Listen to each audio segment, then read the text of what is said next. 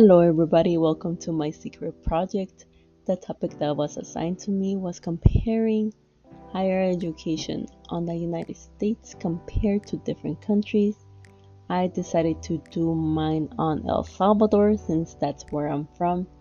So, why don't you guys come with me and we'll get started? We're going to visit my country. Did you know that El Salvador is the same size as Rhode Island? We're a tiny, tiny little country in Central America. And these are some of the amazing views that you can see if you decide to visit.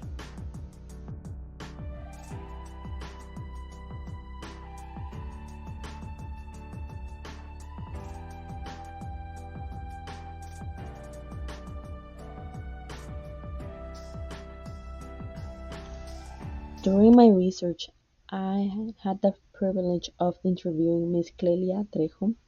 She was a past member of the Higher Council of Public Education in El Salvador for 5 years. During these 5 years, she helped develop the curriculum of most health science majors in the universities of El Salvador. She also has a 30-year experience as a clinical psychologist working in rural development with the focus of gender and human rights. There are many differences between the higher education of both countries. Based on my research and the conversation that I had with Ms. Clelia, this video is going to focus on 5 main points: the different types of institutions of both countries, the institutional structures, their access and enrollment, the cost of education, and the post-graduation opportunities found. Types of institutions. Overall, both countries offer university or a type of institution where you can specialize or become a tech. The biggest difference is that amount of institutions you can find in each country. El Salvador has a total of 41 institutions for the year 2023 compared to the 5,916 institutions in the United States for the years 2020 and 2021. I also want to bring forward that El Salvador has only one public university. The rest of the universities in the country are private institutions. Curriculum structure differences between El Salvador and the United States. As you guys know, here in the United States, we're required to take general education courses before we apply to a desired program. For example, I took music appreciation, literature, arts, nothing related to respiratory therapy before I was able to apply to the program. This is a little bit different in El Salvador. In El Salvador, according to Ms. Clelia Trejo, the general education is more involved in the career choice the student has. Students are sent directly to classes involving the career that they're trying to pursue. In general, for a semester, Salvadorian students have 5 classes. In those 5 classes, they take their general education classes as well as the classes that specialize in the career of their choice.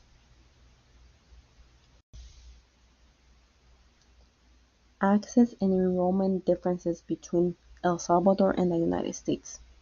According to 2021, the National Center for Education Statistics had a total of 15.4 million individuals apply for a higher level of education in the United States. El Salvador had a total of 26,960 individuals apply in the year 2023. Access to higher education in El Salvador is pretty limited. According to Ms. Clelia Trejo, a reason as to why this is because there's only one public university in the entire country.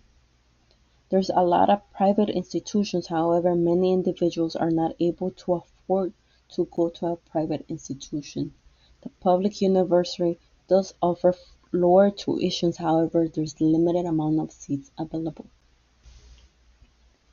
Let's talk about tuition differences. According to the National Center of Education Statistics, if an individual goes to a 4-year public institution, the average tuition between 2022 and 2023 was about $9,800. Tuition in the United States is expensive. However, a lot of individuals can benefit from grants, scholarships, loans, and different programs that can help individuals pay for school. El Salvador is a little bit different. According to Ms. Clelia Trejo, an average year in El Salvador is between $250 to $500. It sounds really cheap, but after asking her how much an Salvadorian wins per month, she told me that they win about $300. Yes, you heard me correctly, $300 a month.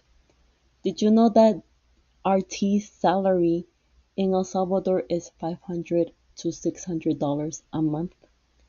A lot of individuals that seek to expand their education are forced to work full-time jobs, and most of the times their parents are unable to help them out because they have their own economical issues.